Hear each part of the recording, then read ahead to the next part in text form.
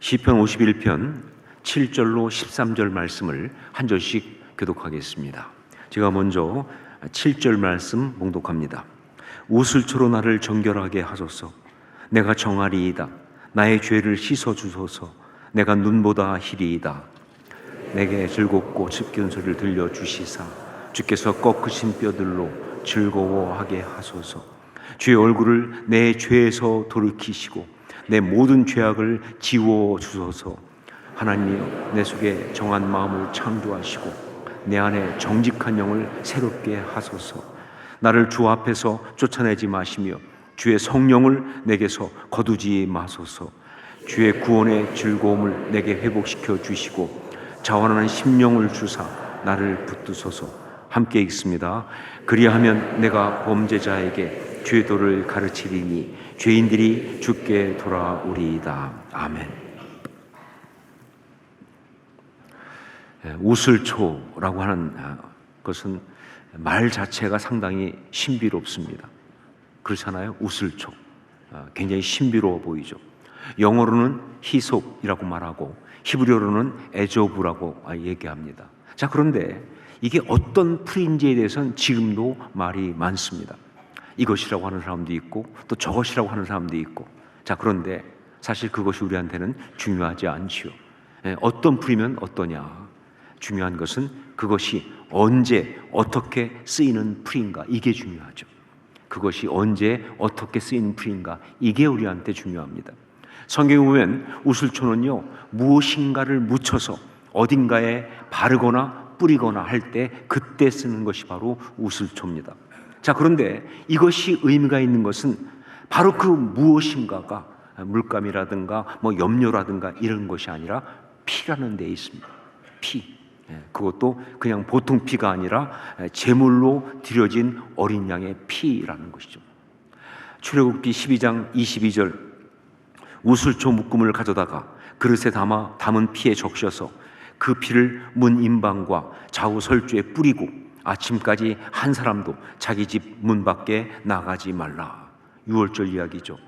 그리고 히브리서 9장 18절로 20절, 이러므로 첫 언약도 피 없이 세운 것이 아니니 모세가 율법대로 모든 계명을 온 백성에게 말한 후에 송아지와 염소의 피 및 물과 붉은 양털과 우슬초를 취하여 그 두루마리와 온 백성에게 뿌리며 이르되 이는 하나님이 너희에게 명하신 언약의 피라 하고. 그러므로 우슬초는 피하고 연관이 있는데 그것도 보통 피가 아니라 바로 언약의 피, 속죄의 보혈과 연관이 있는 겁니다. 자, 이런 의미에서 다윗이 밧세바와의 사이에서 간음의 죄를 범한 후에 나단이 그걸 지적했을 때 그 지적을 받고 통에 자복하면서 부른 노래인 이 시편 51편에서 우슬초로 나를 정하게 하소서, 우슬초로 나를 정결케 하소서라고 한 것은 도저히 인간적인 힘으로는 씻을 수 없는 어떤 것을 보혈로, 하나님의 능력으로 정말 회개하기만 하면 용서하신다고 하는 그 사랑의 언약의 피로 깨끗하게 해달라고 하는 아주 처절하고 절박한 간구다, 그런 이야기죠. 도대체 그는 무엇을 씻어 깨끗하게 하고 싶었을까요? 우슬초로 나를 정결케 하소서 했는데 그는 무엇을 씻어 깨끗하게 하고 싶었을까요? 그것이 바로 10절에 나오고 있습니다. 10절을 함께 읽겠습니다. 같이 읽습니다. 하나님이여, 내 속에 정한 마음을 창조하시고 내 안에 정직한 영을 새롭게 하소서.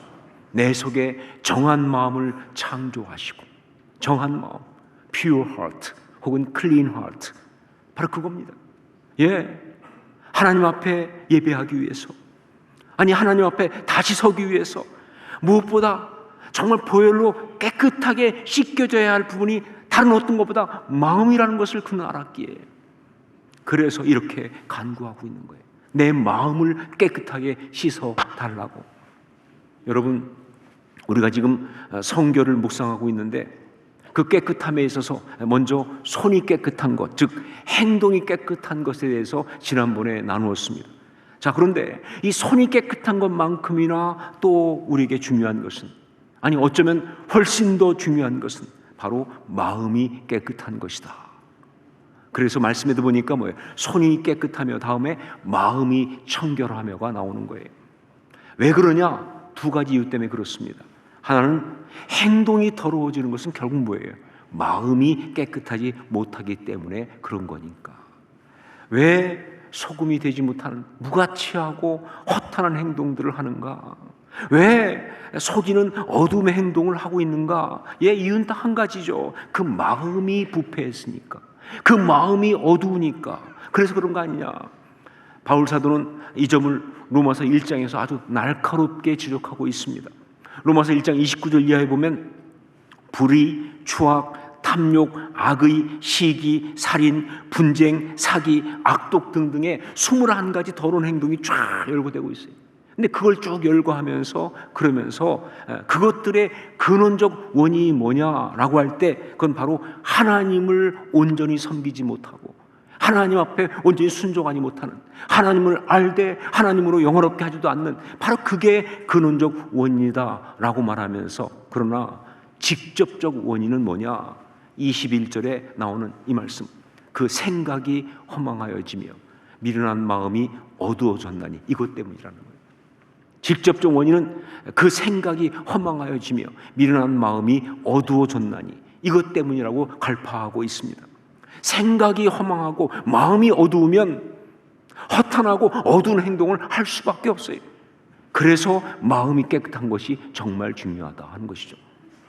자, 또 하나는 우리가 진정으로 하나님과 교제하고 그 아름다운 축복을 누리는 것이 바로 우리 마음이기 때문에 그렇다. 여러분, 하나님의 은혜는 어디서 받습니까? 하나님과 아름다운 교제는 어디서 합니까? 하나님의 그 놀라운 축복을 우리가 누리는 것은 어디입니까? 물론 하나님은 영이시기 때문에 영적 교제를 하지만 영적인 것은 알 수가 없어요. 우리 마음이 느끼는 거예요. 우리 마음이 누리는 거예요. 이 마음이 바로 하나님과 교제하고 그 축복을 누리는 정말 중요한 것이다. 로버트 멍어라고 하는 그런 분이 있습니다. 근데 이분이 쓴 책 가운데 내 마음 그리스도의 집이라는 책이 있어요. 내 마음 그리스도의 집. My Heart Christ Home이라고 하는 제목이죠. My Heart Christ Home. 책 내용까지 들어갈 것도 없어요. 제목 자체가 강조하는 그대로. 우리 마음이 그리스도께서 거하시는 곳이, 우리 마음이 주님이 거하시는 곳이다. 그러니까 여러분, 몸이 예배당에 와 있다고 해서 예배했다고 할 수가 없다 그 말입니다. 아무리 오랜 시간 몸이 와 있어도 몸이 예배당 와 있다고 해서 그거 예배 드렸다고 말할 수가 없다 그 말이에요. 마음에 주님이 거하셔야, 마음에 주님이 계셔야 그게 진짜 온전한 예배라고 말할 수가 있다 하는 거예요. 자, 그렇기 때문에 마음이 깨끗해야 한다는 거예요. 왜냐하면 마음이 깨끗하지 않으면 주님이 거하실 수가 없으니까. 혹시 여러분 생각에, 아니 우리 주님이 그러면 깨끗해야만 거하시는 분이었나? 더러우면 못 거하시나? 근데 여러분 여기서 아실 것이 있어요. 마음이 더럽다는 것은요, 그냥 뭐 청소가 안 되고 이런 얘기가 아니고요, 그 마음을 악한 것, 죄가 다스리고 있다는 뜻이에요. 그 마음이 죄로 꽉 찼다는 뜻이에요. 어떻게 주님이 계시겠습니까? 그리스도와 벨리알이 어떻게 같이 하겠냐, 그 말을 아시잖아요. 그래서 주님 못 계시는 거예요. 마음이 깨끗하지 않으면, 깨끗하지 않은 마음에는 주님이 계실 수가 없는 거예요. 주님이 계실 수 없다면 거긴 예배가 일어날 수가 없어요. 그러니까 우리가 거룩한 곳에 설 수가 없죠. 그래서 마음이 깨끗해야 한다 하는 거예요. 바로 그래서 우슬초로 나를 정결케 하옵소서라는 기도는요, 우리 신앙인에게 정말 중요한 간구입니다. 날마다 이것이 우리 입술에 있어야 합니다. 날마다 이것이 우리 입술에 있어야 하고요, 그리고 우리가 반드시 응답을 받아야 되는 그러한 기도다 하는 것이죠. 여러분, 보혈로 우리 마음이 깨끗하게 되는 것, 이것은요, 복음은 회복이라고 하는 이 복음의 역사의 가장 구체적이고 실제적인 내용입니다. 보혈로 우리 마음이 깨끗하게 되는 것은 복음은 회복이라고 하는 이 복음의 역사의 가장 구체적이고 실제적인 내용이다. 제가 여러 번 말씀드렸지만 복음은 회복입니다. 예, 그러니까 어떤 사람이 복음을 듣고 그 복음을 받아들이면 그 인생 가운데 회복이 일어나는 거예요. 예, 죄로 무너지고 깨졌던 그 인생이 회복되는, 이게 바로 복음의 역사죠. 자, 그런데 그 회복의 가장 근본적인 것은 뭐냐? 그렇죠, 우리가 하나님의 자녀가 되는 바로 그 회복입니다. 예, 그래서 뭐예요? 복음을 받아들이게 되면 가장 먼저 일어나는 게 뭐예요? 하나님을 아버지라 부르짖느니라. 하나님의 자녀가 되는 이 신분이 회복되는 이 회복이 있어요. 이게 구원의 핵심이죠. 이게 구원의 핵심이에요. 자, 그런데 그 회복의 가장 구체적이고 실제적인 것은 무엇인가? 그건 바로 복음 안에서 우리가 실제로 체험하고 누릴 수 있는 그것은 바로 그 회복의, 복음의 회복의 역사로 우리 마음이 깨끗해지는 거예요. 복음으로 우리 마음이 깨끗해진 역사, 이게 사실은 실제적이고 구체적인 역사가 된다. 예, 신분의 회복, 정말 이게 근본적인 거지만 우리가 느낄 수가 없죠. 여러분, 우리가 하나님을 복음을 통해서 하나님을 아버지라 부르는 그런 순간이 됐다고 그래서 우리가 그걸 느낄 수 있느냐? 영적인 것이기 때문에 우리가 느낄 수가 없죠. 그러니까 느낄 수 없으니까 누리는 것도 쉽지 않아요. 하지만 마음이 깨끗해지는 이 회복은요, 예, 우리가 느낄 수 있고 누릴 수 있고 정말 우리 삶 가운데 다가오는 가장 놀라운 축복 중에 하나다 그 말이죠. 가장 구체적인 복음의 회복, 복음의 축복이에요. 마음이 깨끗해지는. 그렇죠. 이 역사가 없으면 그가 복음을 받아들인 믿는 사람이라고 어떻게 말할 수가 있냐 그 말이에요. 이 마음이 깨끗해지는 것은 복음의 회복의 가장 구체적인 그런 역사다 하는 것이죠. 지난번에 코로나 기간 중에 저희 교인들이 헌혈을 한 적이 있습니다.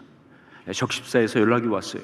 코로나 때문에 사람들이 막 모이지 못하다 보니까 헌혈이 너무 줄어가지고, 그래서 난리가 났어요. 병원에서 이제 피를 어떻게 공급할 수 없는 상황까지 되니까, 그래서 우리 교육을 도와달라, 우리 교인들한테 집중적으로 한번 헌혈할 수 있도록 하면 어떠냐. 그래서 저희 주차장에 헌혈버스가 오고 저희가 헌혈을 했던 그런 일이 있었습니다.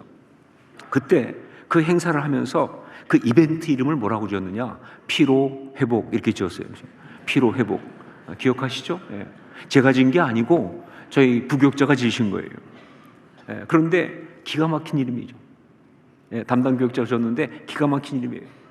피로 회복. 무슨 바카스나 아로나민 골드 선전이 아닙니다. 예.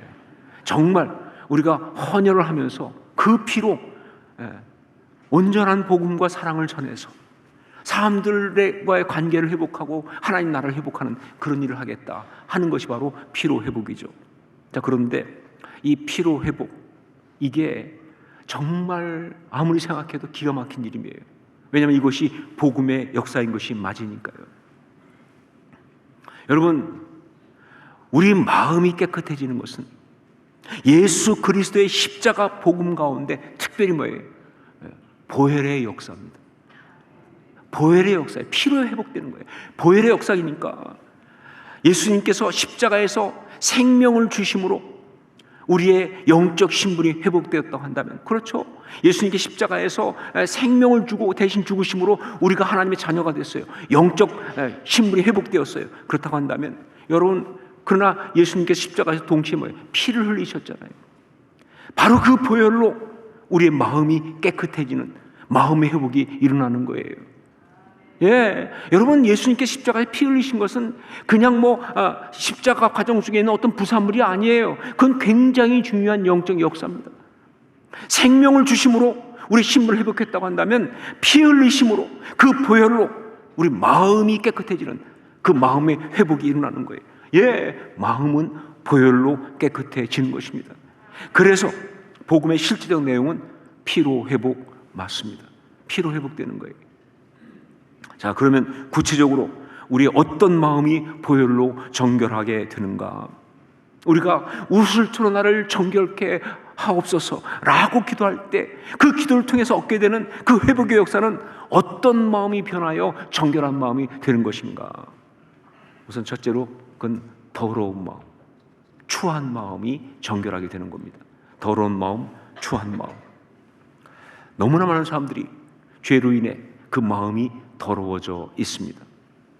자, 그런데 우리 마음을 더럽히는 그 죄는요, 구체적으로 말하면 바로 죄된 본성, 죄된 욕망입니다.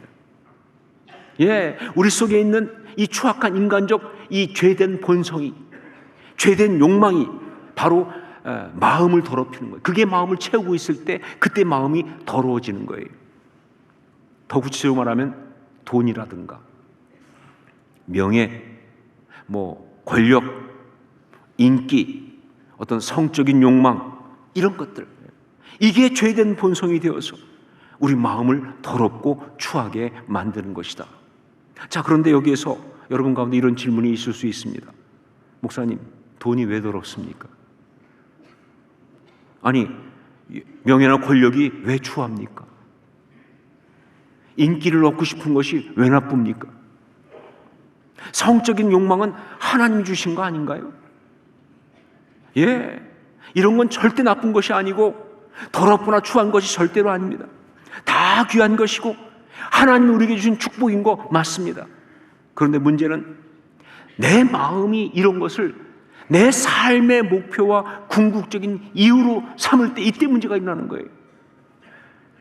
그래서 온통 그것만을 추구하며 온통 그것만을 갈망하며 심지어 그것을 위해서 넘어서는 안 되는 선까지 막 넘어간다. 그때 이게 바로 문제가 되는 거예요. 이게 나의 마음을 더럽게 한 거예요. 우리는 그때 그것을 갖다가 그냥 본성이 아니라 죄된 본성이라고, 그냥 욕망이 아니라 죄된 욕망이라고 부르는 것이다. 여러분, 기복신앙이라는 말 들어보셨나요? 기복신앙. 그렇죠. 신앙의 이유가 이 세상에서 현실적인 복을 받는 것, 그것인 신앙이 기복신앙입니다. 그래서 열심히 기도해가지고 돈도 많이 벌고 건강도 챙기고 명예도 얻고 세상적인 성공도 거두고, 이 신앙의 이유가 세상적인 현실적인 복을 받는 것인 것이 바로 기복신앙이에요. 이 기복신앙은 잘못된 것이고, 심지어 이렇게까지 말합니다. 기복신앙 때문에 한국교회가 잘못되었다라고까지. 자, 그런데 솔직히 말합시다. 기복신앙이 뭐가 잘못됐어요? 여러분, 기복신앙이 뭐가 잘못됐습니까? 이 세상을 살아가는 입장에서 현실적인 복을 갈망하고 원하는 게 뭐가 그렇게 잘못됐냐 그 말이에요. 아니, 안 그런 사람이 어디 있어요? 솔직히 우리 여기 있는 신앙인들 가운데 기복신앙이 아닌 사람이 누가 있냐 그 말이에요. 예, 아니, 이 땅을 살아가면서 정말 우리에게 필요한 것을 주님께 현실적인 어떤 것들을 달라고 구하고 기도하는 것은 당연한 거 아니냐 그 말이죠. 그럼 주님께 구하죠. 누구한테 구합니까? 그건 잘못된 게 아니다 그런 얘기죠. 예, 그렇습니다. 기복신앙 그 자체는 잘못된 것이 아닙니다. 현실적인 복을 구하고 그것을 원하는 것은 전혀 문제가 없다. 당연한 것이다. 다만 문제는 뭐냐? 그때 마음이 더러운 게 문제라는 거예요. 마음이 더러운 것이 문제예요. 현실적인 복을 구하고 있는데, 예, 그것이 정말 이 땅을 살아가면서 내게 꼭 필요하니까, 그래서 주님 앞에 주님 물질을 주세요, 건강을 주세요, 어떤 이런 명예를 주세요, 혹은 자녀들을 위해서 이렇게 축복해 주세요. 그런 것은 문제가 되지 않아요. 그런데 그렇게 기도하는 그때 그 마음이 죄된 본성, 죄된 욕심에 매몰된 더러운 마음이라면 그것만이 삶의 이유예요. 그것만이 삶의 목적이에요. 그게 자기한테 가장 중요해. 그러고 있다고 한다면 이건 문제가 된다는 것이죠. 그러니까 한국교회 문제는요, 기복신앙이 아니에요. 그게 아니라 더러운 마음을 깨끗하게 하지 않고 그대로 가지고 있으면서 신앙생활을 하는 것, 이게 문제인 거예요. 그런 성도가 많다는 게 문제인 거예요. 예, 안타깝게도 너무 많습니다. 교회를 다니고 열심히 기도하고 있는데 그 마음은 여전히 더러운 마음이에요. 물질과 명예와 인간적인 것들과 이 욕망으로 꽉 차 있어요. 그런 사람들이 심지어 교회 리더까지 돼가지고 결국 일들 치는 거 아니에요. 주님이 주신 그 영적인 어떤 그런 귀한 걸 가지고 그거 다 돈 받고 먹고 명예 받고 먹고 자기 자랑하고, 예, 마음이 더러우니까 그런 짓을 하는 것이죠. 한국교회 문제를 거기에 있다 하는 것이죠. 여러분, 성도는 그가 성도라면 그 더러운 마음을 보혈로 씻어야 성도입니다. 예, 그 더러운 마음을 보혈로 씻어야 그게 진짜 성도예요. 갈라디아서 5장 24절 말씀, 그리스도 예수의 사람들은 육체와 함께 그 정욕과 탐심을 십자가에 못 박았느니라. 이 말씀처럼 십자가에 자신의 더러운 죄된 본성과 욕심을 못 박아 죽이는 그런 영적 역사를 경험해야 그게 성도라 그 말입니다. 근데 여기서 보세요, 여러분. 중요한 게 뭐냐? 십자가에 자기의 정욕과 탐심을 못 박았다라고 했을 때 이거는요, 그러니까 탐심과 정욕과 이건 다 없었다, 그래 성도다? 아니죠. 탐심도 없고 욕심도 없으면 어떻게 이 땅을 살아가요? 이건 그 뜻이 아니라 십자가에 못 박는다니 무슨 뜻이냐? 그게 더 이상 힘쓸 수 없도록 그 뜻이죠. 그게 주인 노릇 못하도록, 그게 주장할 수 없도록. 맞아요. 물질이라든가 명예라든가 건강이라든가 이 땅의 것 여전히 중요하고 하지만 그것보다 우리 주님이 더 중요합니다. 그것보다 주님의 뜻이 더 귀합니다. 그래서 어느 순간은 내가 그렇게 힘들여 구했던 것들을 주님 앞에서 다 내려놓을 수도 있어요. 이게 깨끗한 마음이에요. 이게 깨끗한 마음. 욕심이 없는 게 아니라 탐심이 없는 게 아니라 바로 이 역사, 자기의 정욕과 탐심을 십자가에 못 박는 이 역사를 다른 식으로 말하면 어떻게 하느냐? 보혈이 마음을 씻는 거예요. 그게 보혈로 마음이 깨끗해진 역사가 바로 이 역사다. 이게 있어야 그리스도인이라는 거예요. 두 번째, 또 하나 정결케 되는 마음은 어떤 마음인가? 상한 마음, 아픈 마음입니다. 상한 마음, 아픈 마음. 우슬초로 정결케 해야 하는 우리의 마음은 바로 상한 마음, 아픈 마음입니다. 특히 다윗이 시편 51편에서 간절히 그 정결한 마음을 달라고 간구하고 있는 그것은요, 바로 그의 상한 마음을 보혈로 치유해달라라고 하는 간구입니다. 17절 말씀을 함께 읽겠습니다. 17절 같이 읽습니다. 하나님께서 구하시는 제사는 상한 심령이라. 하나님이여, 상하고 통회하는 마음을 주께서 멸시하지 아니하시리이다. 너무나 많은 사람들이 상한 마음을 가지고 살아가고 있습니다. 거절당한 상처예요. 그리고 사랑에 굶주려서 온갖 두려움에 잡혀 살면서 스스로 무가치하다고 생각하는 열등감에 시달리고 있습니다. 자, 그러다 보니까 그 상함 때문에 삶 속에서 이런저런 실수와 실패가 반복되죠. 잘못된 결정도 하고 해서는 안 되는 어떤 일도 하고 또 다른 사람에게 정말 내가 상처도 받고 고통도 경험하고 내가 또 다른 사람에게 상처도 주고, 그러다 보니까 이것들은 계속 내 안에 지워지지 않는 죄책감으로 쌓이기 시작합니다. 그러니까 인생을 돌아보면요, 상처투성이죠. 만신창이가 되었다 이렇게 말할 수밖에 없는, 헤어나올 수가 없어요. 헤어나올 수 없는 그런 상황 속에 빠져 있는 것, 이게 바로 상한 심령이라고 하는 실존입니다. 이것이 바로 죄 가운데 살아가는 모든 인간의 실제적인 삶의 이야기다 하는 것이죠. 이 땅을 살아가는 사람 중에 마음이 상하지 않은 사람은 아무도 없습니다. 마음이 아프지 않은 사람은 아무도 없습니다. 저는 목회하고 또 내적주 사역을 하기 때문에 사람들의 마음에 대해서 많은 관심을 갖고 있는데, 제가 만나본 모든 사람 가운데 마음이 아프지 않은 사람은 한 명도 없어요. 마음이 상하지 않은 사람은 한 명도 없어요. 모두가 아파요. 저를 비롯해서 다 상했어요. 자, 그런데 문제는 뭐냐? 그렇게 마음이 상하고 그렇게 마음이 아파서는 인간은 절대 행복할 수가 없다는 거예요. 이게 문제죠. 그렇게 마음이 상하고 마음이 아프면 인간은 절대로 행복할 수가 없다. 아무리 좋은 옷을 입고 아무리 좋은 집에 살고 아무리 세상적인 엄청난 성공을 거둔다 할지라도 마음이 상한 사람은, 마음이 아픈 사람은 절대 행복할 수가 없다.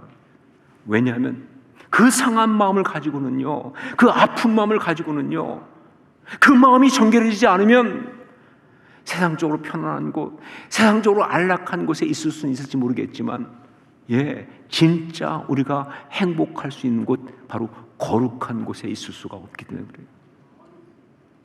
거룩한 곳에는 있을 수가 없기 때문에. 여기 시편 51편을 보십시오. 다윗이 이 노래를 부르고 있는 그 시점이 언제입니까? 다윗이 지금 이 노래를 부르고 있는 그 상황, 그 시점이 언젠가요? 다윗은 하나님의 부름을 받고 그리고 나서 정말 고난을 많이 겪었습니다. 사울에게 쫓겨가지고 10년 동안 광야를 정말 들깨처럼 헤매고 다녔어요. 그 어려운 시간, 막막한 시간, 근데 그 모든 시간들을 정말 잘 견디고 결국 이스라엘 왕이 됐습니다. 상상도 못했는데 하나님 약속대로 이스라엘 왕이 됐습니다. 그리고 나서 왕으로서 주변 국가를 다 정복해가지고 이제는 뭐예요? 전쟁에 자기가 직접 나갈 필요가 없을 정도로, 부하들 보내도 되는 정도로까지 성공을 했어요. 그리고 그 부하들 내보내고 나서 자기는 예루살렘의 그의 왕궁, 그야말로 그동안 있었던 모든 것들의 집약체죠. 그 편안하고 안락하고 성공을 한 그러한 자리인 그 예루살렘의 왕궁에 거하고 있으면서 이 노래를 부르고 있다는 거예요. 이 노래를 부르는 자리가 시점이 딱 이 시점이에요. 왜 그러냐? 상황은 너무 좋은데, 세상적으로 정말 성공했는데 마음이 상한 것 때문에 행복하지 않은 거예요. 이 허탄함과 헛헛함과 이 무력함과 재미없는 이걸 벗어날 수가 없는 거예요. 그러다 보니까 뭐예요? 밧세바의 사건이 벌어진 거예요. 여러분, 그거는 그냥 단순한 어떤 성적 일탈이 아닙니다. 다윗의 상한 마음의 결론이에요. 마음이 행복하지 않으니까, 그 마음이 굶주렸으니까, 그 마음이 채워지지 않고 있으니까, 그러니까 그러한 말도 안 되는 짓을 벌린 거예요. 상한 마음 때문에. 그러다 보니까 무슨 문제가 생겼느냐? 그게 이제는 뭐예요? 자기가 벗어날 수 없는 죄책감이 됐어요. 이게 우리들이 살아오면서 겪는 이 전형적인 패턴이에요. 상한 마음 때문에 일치고 그것 때문에 죄책감에 시달리면서 이렇게 매이고 얽매이면서 그냥 잡혀 살아가는 거예요. 그래서 정말 그 다윗은 죽을 것 같은 고통 속에 빠져 있는 거예요. 어디에? 왕궁에서. 여러분, 상한 마음 가지고는요, 인간은 행복할 수 없습니다. 그리고 인간 가운데 그 상한 마음에서 벗어날 수 있는 사람은 아무도 없습니다. 그래서 우리에게는 예수 그리스도가 필요합니다. 그래서 우리에게는 예수 그리스도가 필요합니다. 전 여기에 저의 생명과 삶을 다 걸은 사람입니다. 이게 제가 제 목숨을 걸고 외치고 있는 메시지예요. 그래서 우리에게는 예수 그리스도가 필요합니다. 바로 그래서 복음만이 우리 삶의 답이 되는 거예요. 복음만이 우리 삶의 답이 되는 거예요. 왜냐하면 복음은 예수 그리스도께서 친히 확인하신 대로 마음이 상한 자를 고치시는 것, 그거니까. 나를 보내사 마음이 상한 자를 고치며. 이사야 61장 1절. 그게 복음이니까. 여러분, 보혈은 상한 마음을 치유합니다. 죄로 인해 상하고 아픈 마음을 정결케 합니다. 이건 비유가 아니에요. 이건 무슨 상징이 아니에요. 이건 레토릭이 아닙니다. 이건 실제는 역사입니다. 정말 우리의 복음 가운데 이 역사가 없다고 한다면 우리 신앙이 도대체 뭡니까? 그냥 말장난 아니에요? 아니요, 말장난 아니잖아요. 정말 믿음으로 고백하는 순간 설명할 수 없는데 이 마음이 이렇게 추하고 이렇게 더럽고 이렇게 상했던 마음이 어느 순간에 정말 설명할 수 없이 정결하게 되는 역사, 전 그것이 정말 우리의 믿음의 고백 가운데 일어난다고 확실히 믿습니다. 그게 복음이죠. 그게 예배죠. 그게 말씀이죠. 그게 기도죠. 그게 찬양이죠, 여러분. 우리 마음이 얼마나 추하든지, 얼마나 아프고 얼마나 상했든지, 예수 그리스도의 그 보혈은 우리가 정말 온전히 신앙으로 제대로 고백하기만 하면 우리 마음을 다 깨끗하게 하실 줄로 믿습니다. 전 여기에서 단 반발짝도 물러날 생각이 없어요. 이게 우리 신앙이죠. 우슬초로 나를 정결케 하옵소서. 예배할 때마다, 찬양할 때마다, 기도할 때마다, 특별히 마귀가 나를 공격할 때마다 잊지 않고 놓치지 않고 간구할 수 있기를 주의 이름으로 축원합니다. 그리고 응답 받으셔야 돼요. 그래서 정결한 마음으로 주 앞에 서서 진정한 예배드리면서 아름답고 행복하게 살아갈 수 있기를 주의 이름으로 축원합니다. 기도하겠습니다.